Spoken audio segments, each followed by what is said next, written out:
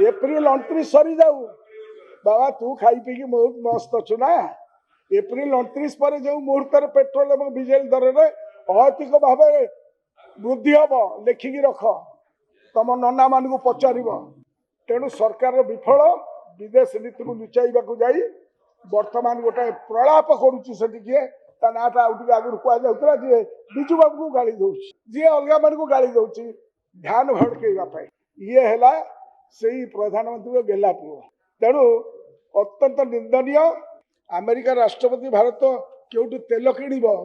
एवं केते परिमाण किणव सब अमेरिका राष्ट्रपति डोनाल्ड ट्रम्प स्थिरीकृत कर विरुद्ध कि देशर सम्मान बचाइबारे देशर महामानव ताको अपमानित करुवा friend my friend Donald Trump को उचित दवाई साहस जुटई पारुना ईरान विरुद्ध जिते इज्राएल युद्ध आरंभ कला इलिगल आक्रमण तार 2 दिन पूर्व महामानव जाइए इज्राएल को एवं सेठी जाई कहले फादरलैंड को संबोधन कर कहले we are there with them किंतु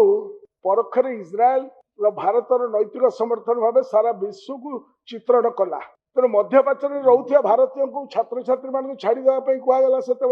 that was a preemptive step by the central government तेणु जो कारण जो बर्तमान युद्ध एवं तुम तेल पानी बढ़ भर तुम जो ठेलीदेल तुम जो चुप्तर बसीच से जो तेल दाम बढ़ बोली तो तुम कह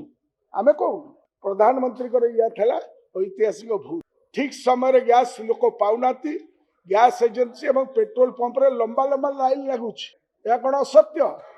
मुख्यमंत्री कहते एकाठी रुहतु किंतु यह सत्य सरकार सत कथा कहूना लुचौं गोटे पटे कहते पर्याप्त परिमाण रंधन गैस उपलब्ध अच्छी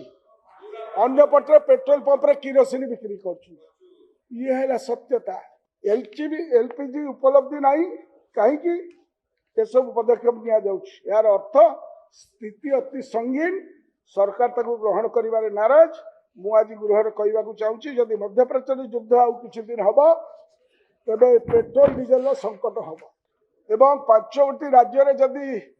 इलेक्शन न था बर्तमान तुम सब बैंड बाजा बाजता